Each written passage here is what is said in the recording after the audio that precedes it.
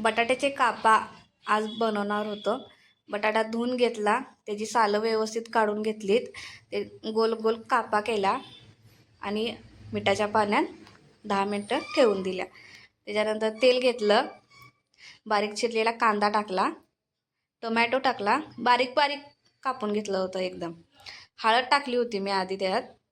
ते चांगलं हलवून दिलं. 1 चमचा चटणी टाकली आणि ते चांगलं मिक्स करून दिल्यानंतर त्याच्यात कापा टाकून दिल्या. तेलात करणार होतं आज म्हणून त्याला कात्र्यासुद्धा म्हणतात आमच्या तिकडे. ते चांगलं मिक्स करून घेतलं, हलवून घेतलं त्याला आणि 2च मिनटं त्याला फक्त वाफ दिली.